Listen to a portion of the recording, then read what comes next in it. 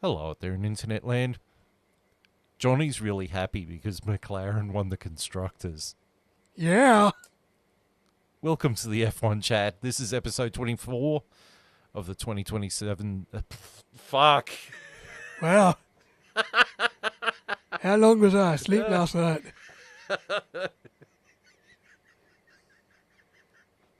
That's going in the bloopers. Boop, boop. It's because I cracked my hand at the start. Oh, my God. Okay. At least we got the intro now. Hell yeah. Hello out there in internet land. This is episode 24 of the 2024 season. I am your host, Phil Lamington. See, to my left is a man who is, well, he's Constructors champion for 2024. What can I say? It's JB.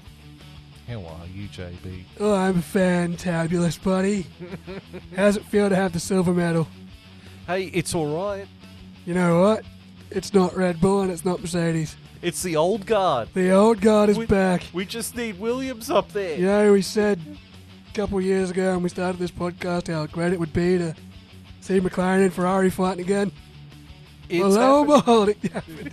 It happened way sooner than I thought it was gonna. Look, I know this is the F1 chat, not stop the damn match, but I've got to throw in a yeah.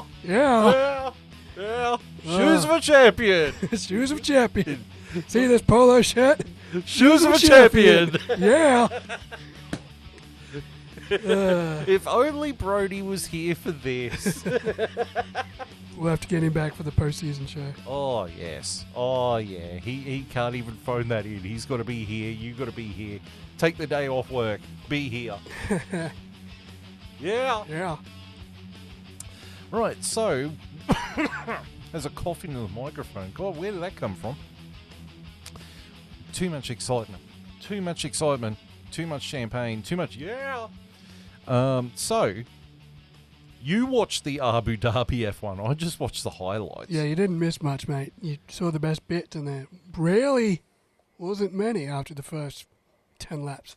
I don't know. There was a couple of moments. Oh, there was, but I have them all down in the race notes when we get to it. But the first thing we've got to talk about is the F2. Yes, the Formula 2. So, sprint race results. Thanks to Formula2.com here. Basically, I'm just going to do the blurb. So, sprint race. Marti dominates at Yas Marina as Bortoletto extends championship lead. Basically, Josep Maria Marti made an excellent start count as he went from 4th to the top step of the podium, claiming his maiden Formula 2 victory at the Yas Marina sprint race. The Campos Racing driver resisted the charge from second-placed Gabriel Bortoletto to take the win, while the Invicta Racing driver extended his championship lead over Isaac Hadjar to 5.5 points, with the Frenchman finishing in 6th place. Paul Aron achieved his 9th podium of the season in 3rd place, but is now mathematically eliminated from the title fight ahead of the feature race. And then, into the feature race itself.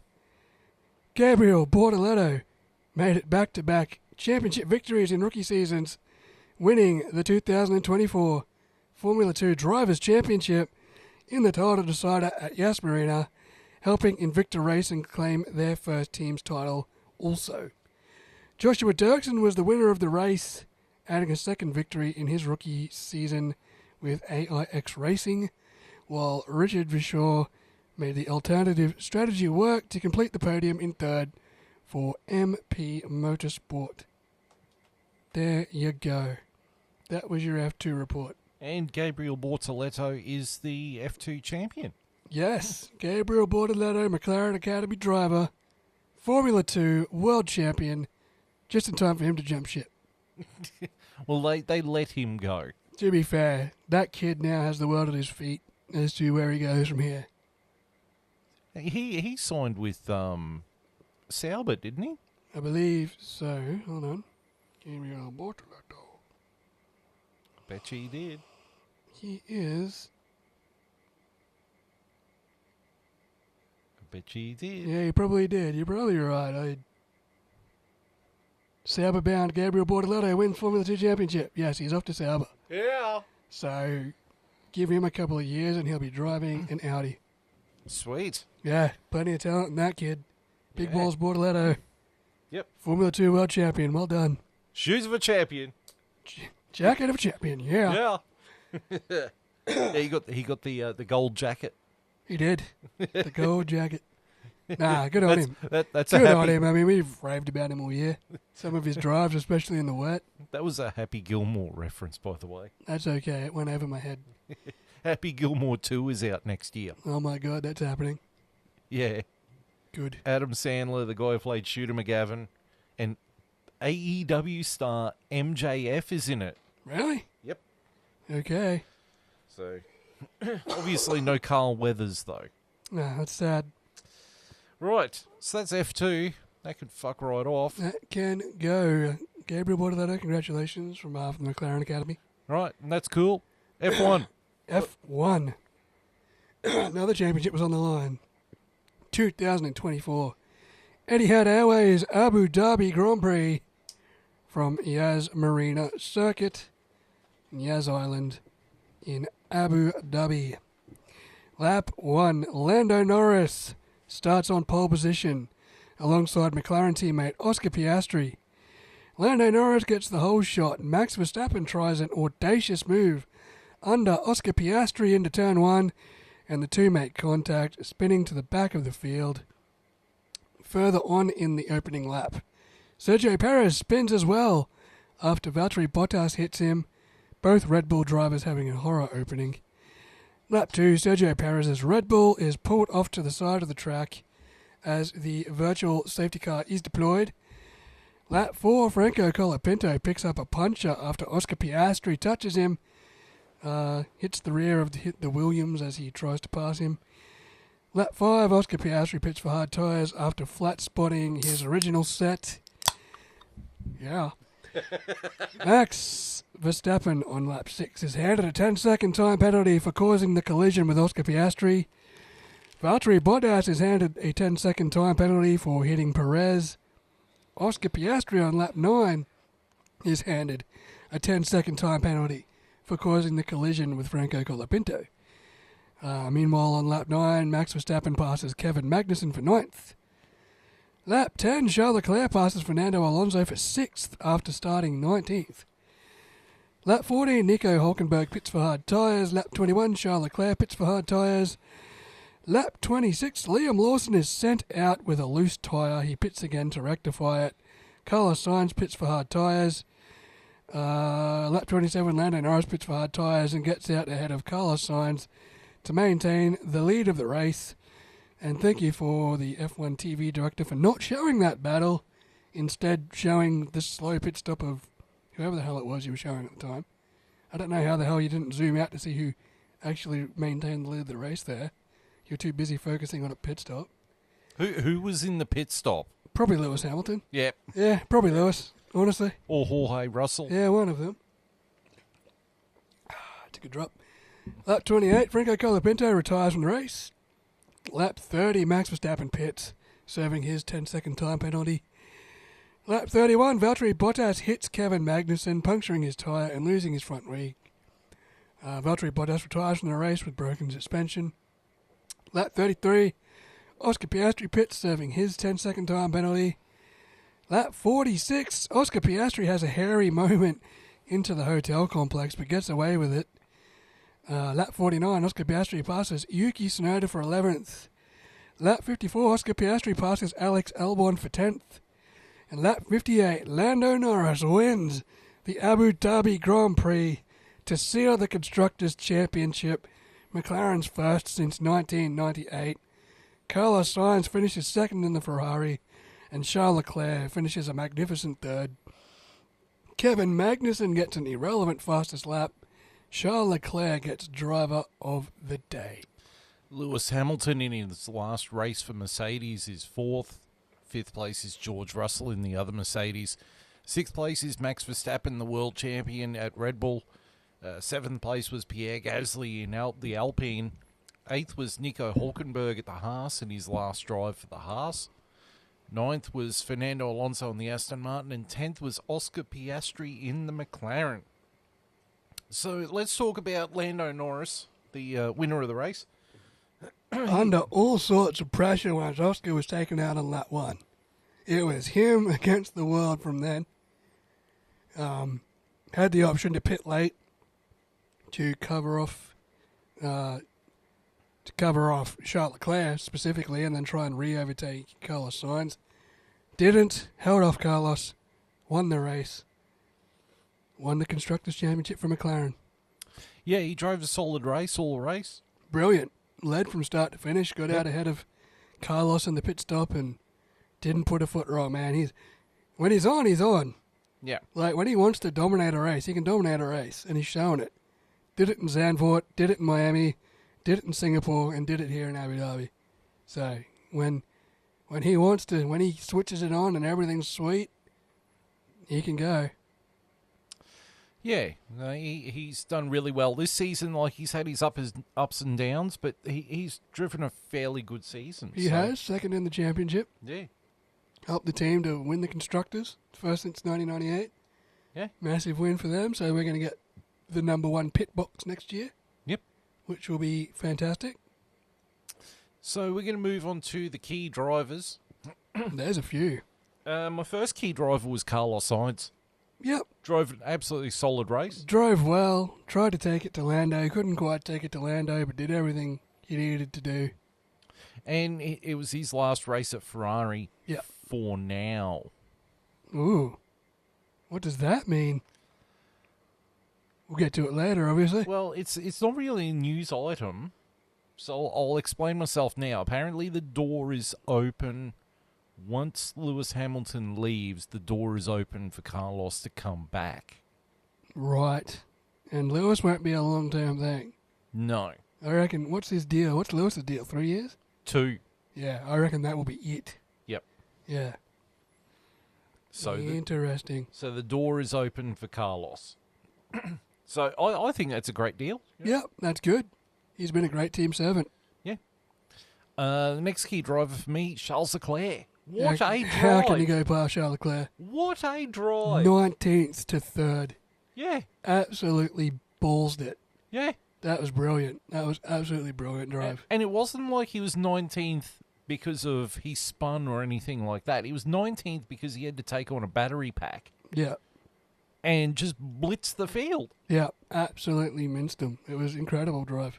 Yeah. Some of his overtakes, his first lap alone, I think he got up to 12th. Yeah, he overtook 13 cars in the first lap. Yeah, absolutely phenomenal. Yeah. I haven't seen someone... That was like an out and centre at Donington lap. Oh, look, I was going to say that was Kimi Räikkönen in 2020 in the Sauber. Yeah, just blistering. At what track was it? It was a track we don't use anymore. Mugello. Yeah. Yeah. He just blitzkrieged everyone. Yeah. Yeah. No, phenomenal drive. Yeah. Phenomenal drive. Next key driver, oddly enough, was Lewis Hamilton. His last lap pass on George Russell was phenomenal. Yeah. It was bull. I don't think it was actually on the main broadcast. By the time they cut back to him, he was already past George. But there's grandstand footage of it. Holy shit. Well, they showed it on the highlights. Yeah, around the outside of turn 9 and then just held it into the hotel section and kept it. Like, On his teammate, on his last ever lap for Mercedes. yeah. That's awesome. That's I hate to say it, that's kind of the Lewis Hamilton we want at Ferrari next year. The one who's going to actually do stuff, Yeah. not just complain endlessly over the radio. You'd like to think you'd get that sort of Lewis next year, but he's had moments this year, but not consistently. Yeah. And Yeah. when the car hasn't gone his way... He'll let you know about it. Yeah. Even though he got a podium the week before, he'll still whinge. Yep. My next key driver was Pierre Gasly. Yeah, Getting that Alpine up there. constantly. Yeah. And I think it won him the team's battle against Haas too. Yeah. I think they got him. I think so. Yeah, I think so. I'm pretty sure it got they got Haas in the end. Yeah. Yeah. Yep. Basically, on his own. You know, and I mean, kudos to Jack Doohan on your debut, but, you know, he definitely played it safe. Yeah.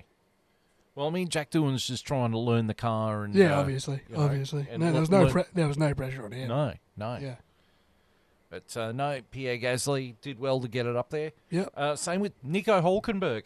Yep, absolutely. You know, like, we knew that him and Magnussen were a team of number 2 drivers. And we always thought that Haas was going to be a hunk of crap this year, but he's dragged points out of it. They both have on occasion, but Yeah. Hulkenberg more than Magnussen. Yeah. Yeah. Magnussen has been a really good rear gunner. Yep. He's picked up points when he could, but Hulkenberg's really put in some good drives. My final key driver was Fernando Alonso. Yeah? Yeah, because he got in the points, which is something the Aston Martin really hasn't done lately. Yep. And, he held his own, he held his end. Yeah, he had a couple of battles, but ultimately through the field. Yeah. But we are not leaving Oscar Piastri off this list. He gets spun in the first corner to the back of the field and recovery drives to 10th. Like, it was a point, but it was a point. Well, helmet drivers, Oscar Piastri. For what? Well, he got spun out by Max Verstappen, He did. but then he took out. He ran up the backside of Albon. You know, he ran out the backside of Colapinto. Same dog, different leg action. And then when Colapinto later retired from the race. Yeah, and he tagged another car. He had a bit of a up and downer. Well, he got spun in the first corner, got a 10-second penalty, and still finished 10th. Yeah, but he didn't get the 10. He got the 10-second penalty for a collision with Valtteri Bottas. No, he got 10 seconds with Colapinto. That's one, yeah. Yeah. You know what I'm talking about. Yeah. Yeah. Yeah, and he still got 10th. That's brilliant driving. Well, I think that's why I sort of put him on the You've helmet got him drive. you got him on the fence. Yeah, he's a fence sitter. Well, me wearing papaya, I thought it was a great recovery drive. Yeah, okay. Well, Despite his how about- blemishes. How about this? We take him off both the lists. It was neutral. It was neutral. Nah, he's key driver for me. Okay, all right. He got us 1 point. All right. So, the real helmet driver. Now I'm going to put the PK kick up here. All right? The PK kick should be on the screen now. Max Verstappen. Yeah, That was a clumsy move on Piastri on turn 1. that was... I've got nothing to lose, that was. As Piastri called it, that was the move of a world champion. Shoes of a champion. Shoes of a champion. Jacket of a champion. Yeah. See this jacket? Shoes of a champion. Yeah. Steering wheel of a champion. Yeah, understeer of a champion. Like, that was just clumsy. It really was, and inexplicably. And he had no reason to do it. Yeah, I just... You know, You just throw your pen up in the air and go, Ferrari why? giving him, a pat on the back, that could have cost McLaren the constructors. Yeah. And then how's that look? Yeah, well. What if, Piastri spins out because of Max and then Lando loses the race to Charles Leclerc? All of a sudden Ferrari are constructors champions because Max took our guy out Yeah. for a clumsy move. Yeah. He obviously wasn't thinking about him. Clearly. He was only thinking about himself in that moment, no, obviously. he was thinking he was still in 2021. Yeah. Obviously, the grip and the, Yeah, Michael Massey's not the race director anymore. Yeah, you can't get away with dumb shit. My next helmet driver, was Valtteri Bottas. He had a shocker. He, basically just ran up the arse of Kevin Magnussen and retired the car. And that's his last action in Formula One. He is probably going to be the reserve driver for Mercedes. Yeah, okay. Yeah, so he's still going to be around. But yeah, he just had a shocker. I think he even said post-race, he was like, I regret signing with Sauber. Yeah. Oh, that's got to be scathing. Yeah. He should have...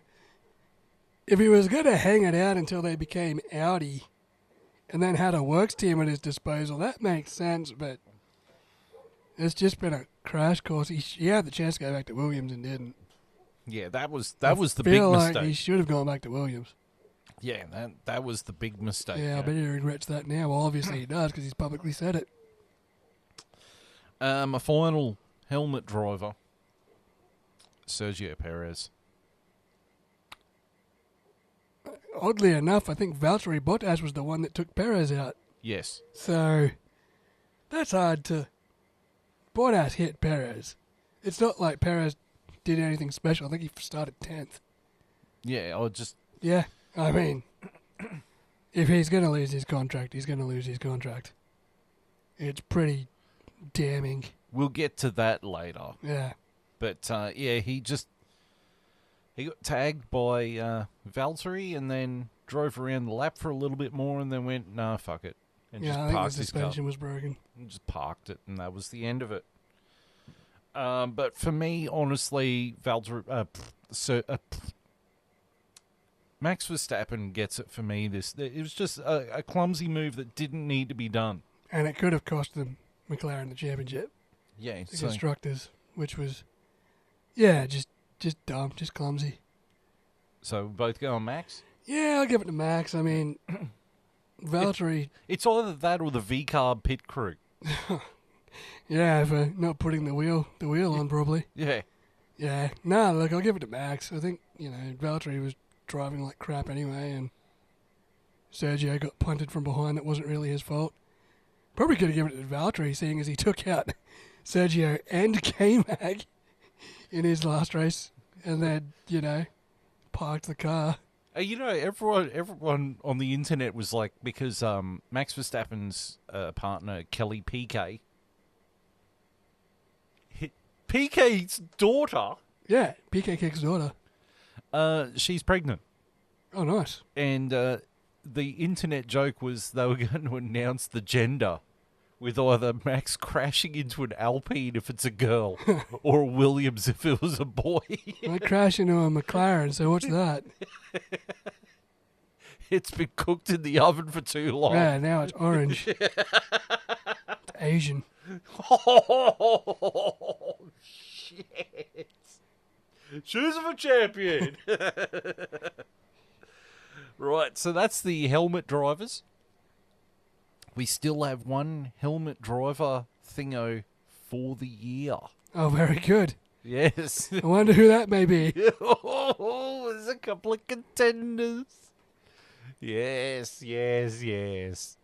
Right, so we're going to move on to the news. First news item is that McLaren are the 2024 Constructors Champions. That is awesome. It is awesome. I did not think we would be winning the Constructors anytime soon. You know, the thing for me is, like, you guys won, and I'm happy for you.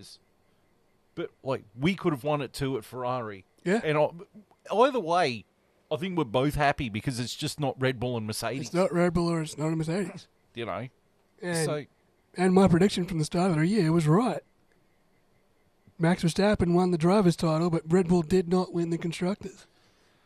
Although I'm pretty sure I said Ferrari would be the one to win the Constructors. You were close. So it wasn't too far off. That's how, despite my team, I did not think the McLaren was going to be this good, this consistently. And absolutely well done to Andreas Stella and Zach Brown and Lando and Oscar and everyone in that team, because that car has turned around. I think in 2023 they had the comparison.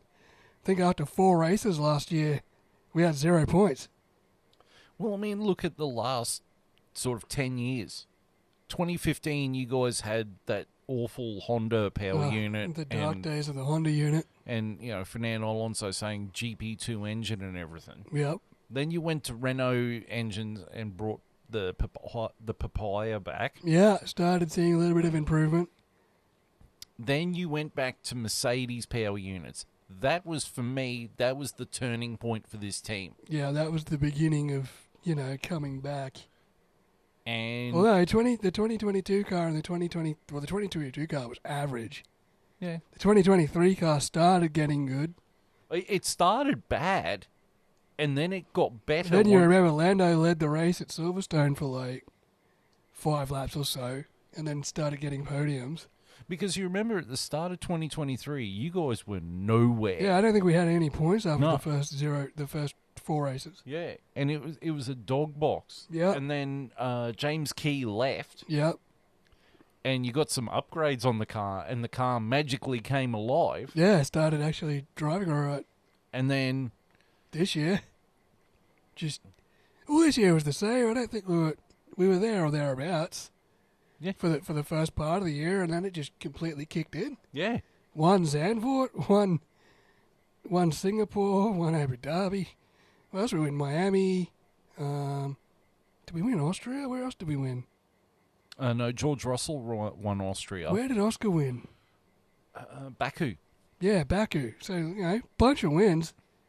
But You know? you could say the same for the Ferrari too. I mean, we won in Australia because Max's brake pad exploded. Yeah. We won Monaco. What else did we win? We win.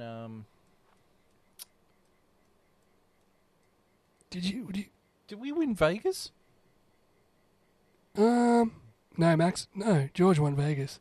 Mercedes won 2 Vegas. Did you win? Was it Austin? Yeah. Was it Coda? Because the McLarens looked out the front row and then Yep. porked themselves into double stopping, and Charles Leclerc held on to win. That was Monza. Didn't they do it in Coda as well? No.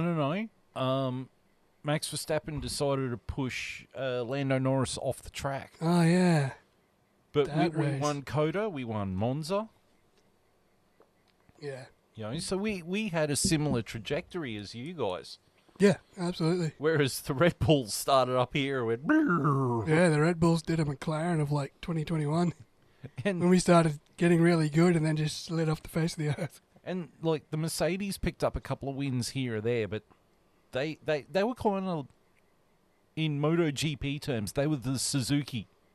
Yeah, it had to be very track specific to get a win. But when it was track specific, fuck, they were good. Or when Max and Lando got Yeah. taken out in Austria, he picked up the biscuits. Yeah, he did. You Got know. a couple lucky wins. Got a couple dominant wins too. Like they dominated Las Vegas. And Spa, Yeah, Spa as well. even though George Russell got disqualified. Yeah, he did win that race. Yeah, He so had the pace. Lewis Hamilton ended up taking the win on that one. Yeah, Silverstone, I don't think that was a good drive from Lewis. yeah. But yeah, it was a nice even spread. I mean, Coming off a year where Red Bull won 19 races, yeah, only Out of lost one race all year. And that was a 19 out Ferrari. of 20 races. And then McLaren had both their drivers win. Ferrari had both their drivers win. Yep. Mercedes had both their drivers win, and only Max won for Red Bull. Yep, that's awesome. The sport came back. And The regulations finally came through. and it's a It shame. only took it 2 years. Yeah, Like the first 2 years was Red Bull domination, and then this year's been even as. yeah. Field spread, Constructors' Championship went all the way down to the last race. We still have 1 more year of these regulations next year, Yeah. so we'll see what next year brings as well. But it's a really good year, and kudos to McLaren. You're on top, boys. Right. Next news item. The Chinese Grand Prix has been extended to 2030. Okay, it's a good track. I don't mind the Shanghai track, It has its moments, but especially when it rains. there's parts of this track that suck. i.e. The turn one. The first 3 quarters are shit, Yeah. but beyond that, it's a pretty good track. And it's got that stupid chicane right before the Banky Boy onto the big straight. Yeah. Once you get past that stupid chicane, you get onto the Banky Boy. That's when the track actually becomes good. That middle sector's alright. Sort of reminds me of Malaysia a bit. The first and Well, middle of course, because it's designed by the same fucking idiot. sector. I still think Sepang's the better circuit. Oh, circuit yeah. for circuit, I think Sepang's better than Shanghai. Oh, yeah. Yeah. But, look, good on China. I guess it's your fault we had to miss 3 years of you, but now we're back, so... Yeah, you paid the price and Yeah, there you paid the price yeah. for your fucking bat stew, Yeah. but we're back now. Yeah. The next news item is the Dutch Grand Prix has been extended to 2026, but they are not extending it after 2026. And that was the choice of the promoter. Well, they need a new fucking promoter.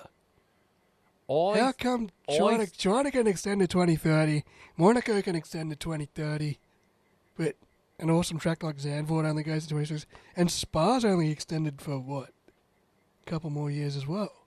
Spa hasn't been extended yet. Yeah, that's the scary part too. Monza has been extended to 2030. Yeah. Singapore has been extended to 2031. But Spa hasn't signed anything yet. Spa needs to hurry up. Because there's rumours they want Spa to alternate with another race. But they haven't announced what race it's going to be. Can't alternate Spa. No. You can't. That's the best track on the calendar.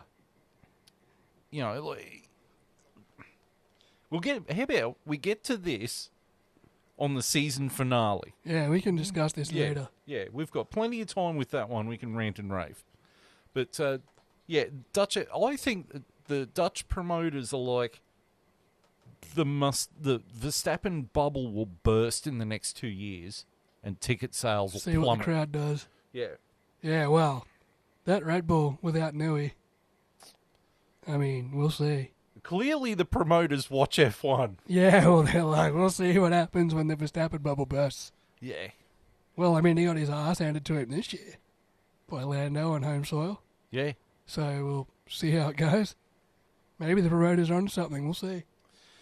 All right. Next news item. Sergio Perez.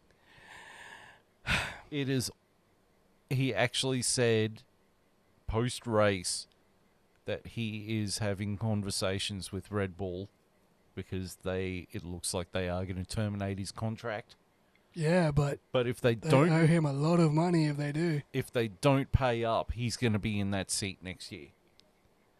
And it's a lot of money. It's like $250 million or something. Yeah. Like, it's a lot of cash to terminate his contract.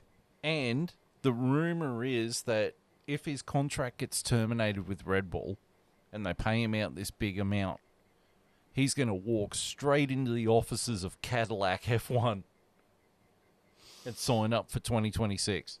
Wow. I think that's a silly move. I think he should just take the money, go back home, race in IndyCar. Yeah, he'd be good in IndyCar. Because I think he's just out of form in F1 and he's had his crack in the top 10. It's not like he's driving good either. Like, he's got no real marketability now. No, and he was in the best car for at least half of the season. Did nothing with it. He was nowhere. Yeah. He was nowhere when the car was the best car on the grid, and he was even more nowhere when the car wasn't the best car on the grid. And so the postseason test, I think they had Yuki Tsunoda in the car, but that was a favour to Honda. They've got no illusions about putting Yuki Tsunoda in that Red Bull. Yeah, right. So it was either Liam Lawson, but they think Liam Lawson needs to calm down a little bit, which then means that the other option they've got is Franco Colapinto. If Lawson's not ready for an F1 seat, Colapinto's not ready. I mean, Colapinto did the same thing. I mean, he made a lot of mistakes. Like, he came in, set the world on fire for 3-4 races, and then shot the bed. Yeah. He hasn't had a top 10 since. Yeah, but he's in a Williams. Yeah, I know, but Liam Lawson's in an RB and he's not doing much better. True. So, I think you just see Sergio out at this point. I actually don't think they have a viable second option at this point. Besides Daniel Ricciardo, who openly said he's not coming back to Formula One. So, just let Sergio... Has he said that? Yeah, literally came out and said he's done. Shit. Yeah, because they asked him about going back to Red Bull if Sergio gets terminated. And he's like, nah, I'm done. His words. Because that was the other rumour, is that he was going to sign with Cadillac. Yeah, well, we'll see. He'd be a good get for Cadillac. Yeah, his words out of his mouth were, I'm done. So I don't blame him for not wanting to go back to Red Bull, though. Oh, that team's about to fall off a cliff. Oh, yeah. You might as well just let Sergio see out his contract. Yeah. don't worry about spending money on getting rid of him. Just let him see out his contract. The car's going to be caught by the pack next year. Max is going to have to bust his ass to... Look, I think that the best viable option would be Liam Lawson and put Isaac Hadjar in the RB, but It's up to them. it's a sinking ship anyway. Get the violin band playing. And the Titanic hit the iceberg. It's been a sinking ship all year. Max somehow, it was like 2009 when Jenson Button won the championship with Braun. Yeah. Won all his races at the start of the year and then didn't win one for ages and just held on. Yeah. So, and then, if it starts this way next year with the McLarens and the Ferraris and the Mercedes ahead of the Red Bull, they're sunk. They're busted. So. Yeah. Well, we know what happened. And we'll see what Max does. Yeah. Max could leave the team too. Yeah. Max has already openly said he's not hanging around in Formula 1 for long. No. He's already got his eyes on Le Mans. Yeah. So, we'll see. All right. Then we've got the post-season testing lineup. So driving for McLaren is Lando Norris, Oscar Piastri, and Pato O'Ward. Very good. Ferrari, you've got Charles Leclerc, Arthur Leclerc, and Antonio Fuoco. Yeah, I'm pretty sure he's the guy that drove your Ferrari to win Le Mans in back-to-back years. And it's the first time two brothers have driven a Ferrari. Yeah, that's pretty cool. Even though I think that's as close to an F1 car that Arthur Leclerc is ever going to get. Yeah, correct. Driving the Red Bull is Yuki Tsunoda and Isaac Hadjar. Yeah, that's fair. Driving the Mercedes is George Russell, Frederick Vesti, and Kimi Antonelli. Very nice. Driving the Aston Martin is Felipe Drugovich and Jack Crawford. That's good. Driving the Alpine is Jack Doohan and Paul Aaron. Nice to see Paul Aaron getting something. Yeah, he got something out of the year after almost winning the F2 championship and then fumbling the bag. Driving the Haas is Esteban Ocon, who got let go from his Alpine seat race early, and Rio Hirakawa. I'm pretty sure Rio Hirakawa was a McLaren affiliate not long ago, so looks like he's jumped ship. Oh, look, I don't blame these drivers for jumping ship from the McLaren. Yeah, family. Norris and Piastri are locked in long term. Yeah. In the RB is Liam Lawson and Ayumi Iwasa. Oh, nice. You got a shot. Yeah. Driving the Williams is Carlos Sainz, who he didn't have to finagle with Uncle Fred very much. No. Fred was like, we'll let you go to Williams, get some experience, and because clearly he knows that car is a dog box, but doesn't matter. He's got to get his head around the dog box. Yeah. And so Carlos Sainz and Luke Browning. Yeah, I think Luke Browning's a world endurance guy too. And driving for Kick Sauber is Nico Hulkenberg and Gabriel Bortoleto. Very nice. So, yeah, there's some good driver lineups there. Some interesting names there. I'll be keen to see how they go. Yeah. And, all right, so the last news item, unfortunately, is a sad one. Is it's revealed that Eddie Jordan F1 team boss, and Adrian Newey's manager, he's unfortunately got terminal cancer. Yeah. He's got, it happens to the best. Eddie Jordan's been old for as long as I've been watching Formula 1, so it's been he's had a good run. Yeah, well, I started watching Formula 1 in 1998, and I'm pretty sure he was team manager of Jordan then. Yeah. And he was old then. He had greys and the mustache then. But so the thing about Jordan F1 is that he was the last of the real privateers.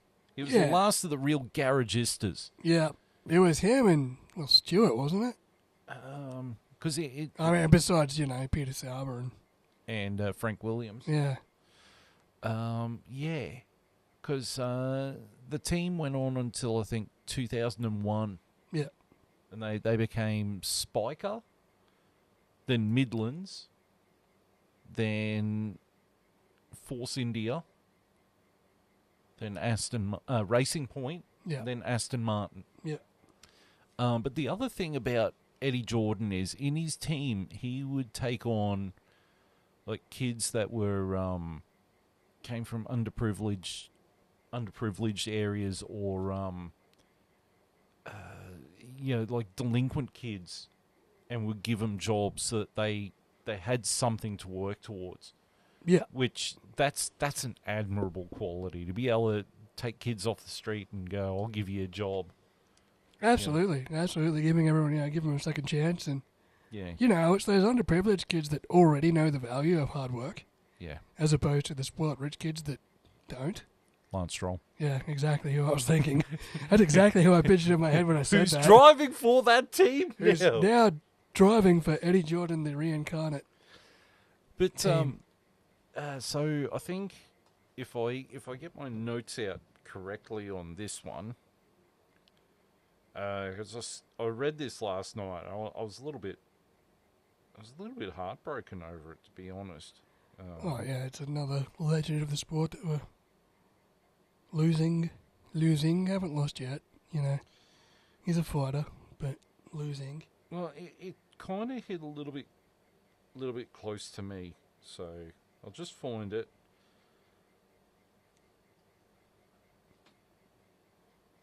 Did I put it in the... Yeah, you put it in the group chat, the article. Oh, yeah, there it is. I screamed right past it. So, Formula One icon Eddie Jordan has sent shockwaves through the motorsport world after sharing a devastating health update. Speaking on the podcast Formula for Success, Jordan has revealed that he has aggressive cancer in his bladder and prostate that has now spread to his spine and pelvis. That kind of hits hard with me because that's what my dad had. Except it wasn't his bladder; it was his prostate and his bowel. Yeah, And pretty much once it spreads to your skeleton, it's So, but I mean, watching F1, like I really started watching F1 in 2000, but playing the video games and that, I'd always go the Jordan or the Williams because they were always the underdog.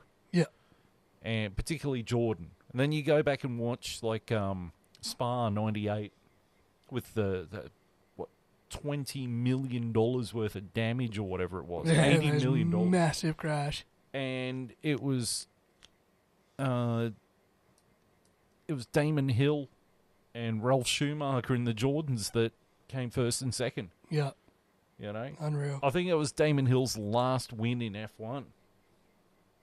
And you just wanted to see the team do well. And Eddie Jordan, when they won the race, was just, whoa! As you would be. It was up there with when Mark Webber came fifth at the Australian Grand Prix in his first race, and he was driving for Minardi. Yeah. And Paul Stoddard, the team owner, had to go and borrow a bottle of champagne from Ron Dennis just to celebrate. That's awesome. And it's stuff like that. The emphasis has always been on the bigger name teams like your Ferraris, your McLarens, your Williams. But Jordan was that last team that that was the truly independent team. Yeah. It ran Honda Mugen engines, and the team Jordan had a couple of pay drivers back in '91, but one of their drivers couldn't make it to Spa. You have Spa in '91 because he had, I think the cops were after him or something. Wow. So Eddie Jordan drafted in a young driver from sports cars named Michael Schumacher. I don't know if you've ever heard of him. Well, I think I heard of him back in the day. He was quite the peddler, I think. Yeah, well, in this race, I think he got very close to pole position in this Jordan and then started the race. The car conked out after 5 laps. And Jordan was going to sign him, but he signed a deal with Benetton instead. So Jordan was a little bit pissed about that. But, that was the birthplace of the legend. Yep. That was the beginning of the legend. And although he did go to Benetton and win, 2 world titles? 2 world titles, yeah, yes. So it's sort of, the move to Benetton might have worked out in Michael's favour. And then Ralph still had a year on his contract at the end of 98 with Jordan. Michael bought him out of his contract so he could go to Williams in 99. So Jordan and the Schumachers are sort of... Maybe a little bit better there. No, not bitter. They're sort of intrinsically linked. Yeah. Jordan doesn't look back on Schumacher going to Benetton with sad feelings. He looks at the fact that he gave Schumacher his shot. Yeah, absolutely. So, yeah. So, it's sad about Eddie Jordan. And I think we're going to lose him next year, which is going to be sad. But, he's had a good run there. Yeah. And his legacy in this sport. It's there. Same with Frank Williams, same with Nicky Lauda. Even like Ron Dennis. Yeah. Legacies are there. Yeah. All right, so we're going to go from a dour note to let's do the driver standings for the last time. Oh, wow. So we're going to start at the bottom. In 10th place, pipping Hulkenberg right at the end is Pierre Gasly with 42 points. 9th place was Fernando Alonso on 70. 8th place was Sergio Perez with 152. 7th place was Lewis Hamilton in the Mercedes on 223. 6th place is George Russell with 245. 5th place was Carlos Sainz with 290. 4th place was Oscar Piastri with 292. Oh, that was close. See, that extra point in 10th, told you. It meant a lot at the end. And 3rd place was Charles Leclerc with 356 points. 2nd place was Lando Norris with 347. And the world champion, Max Verstappen, 437 points. It was Lando Norris with 374 points. Not 347 points. Oh, did I say that wrong? Yeah. No, Lando Norris did finish ahead of Charles Leclerc. Yes. Well, hey, you can't point out nothing, man. Last episode, when I was doing the audio for it, you were talking about, I think, Lando Norris, and you called him Lewis Hamilton. I did. I picked that up in the replay. And I'm like, God damn it, I meant Lando Norris, not Lewis Hamilton. I know how I got that confused, but okay. Right. And then in the team standings, in 10th place was Kick Sauber with 4 points. Good on them for not finishing pointless. Yeah, that was, even though it's pretty pointless what they've done. I mean, yeah. The pun was there. Yeah. Choose of a champion. 9th place is Williams with 17 points. I can hear Brody cheering from here. You're not on the bottom, buddy. Yeah. 8th place was V-Carb in 46 points. Christ, I hope they get a new name next year. It's going to be worse. Oh, God. Just go back to call themselves Toro Rosso. It's easier. 7th place was Haas with 58 points.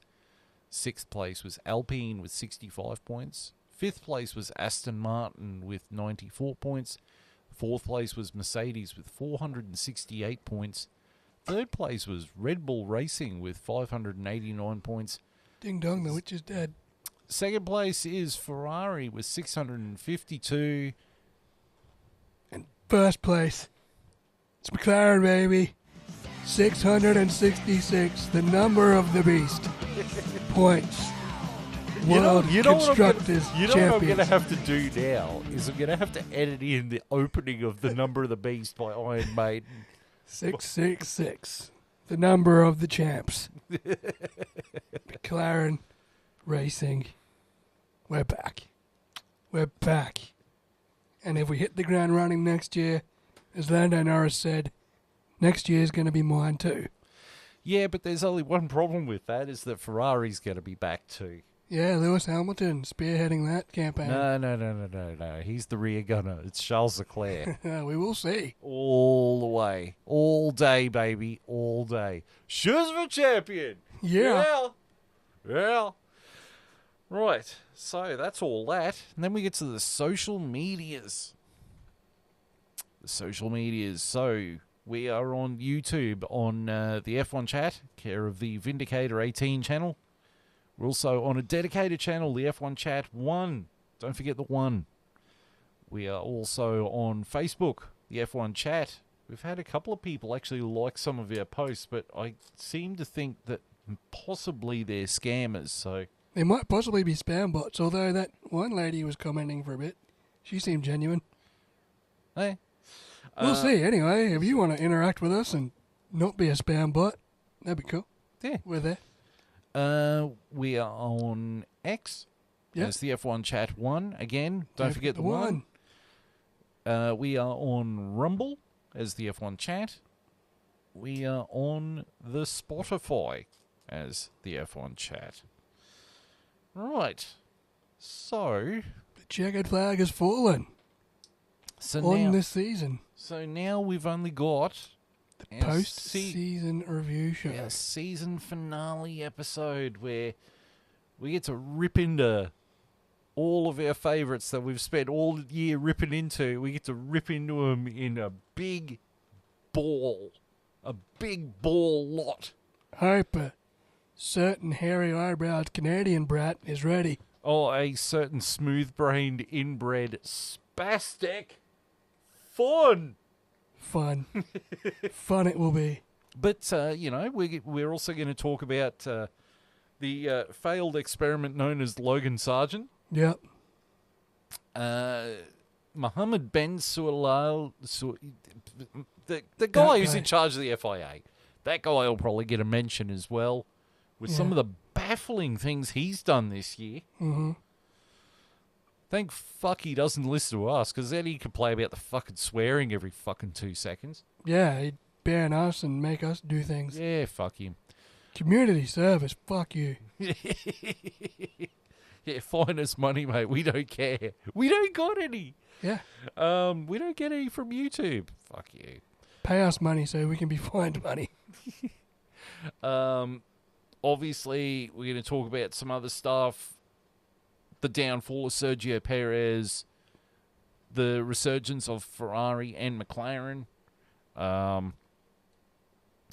What the hell happened with Kick Sauber? Yeah. We're going to cover a lot of bases. We don't have a script for it. It's going to be just full bore. Hopefully, it's the three of us in the one room at the same time. That would be amazing, because we'll probably make Longhorn cry. No, we need him here.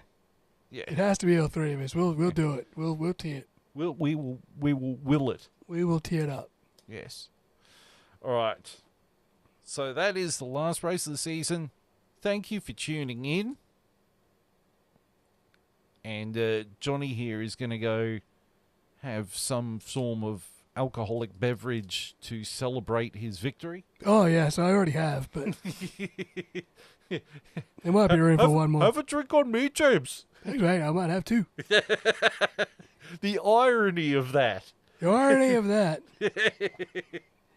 Nikki and James would be very proud of that. I think they would. All right. Thank you for tuning in. Until next time, it is goodbye.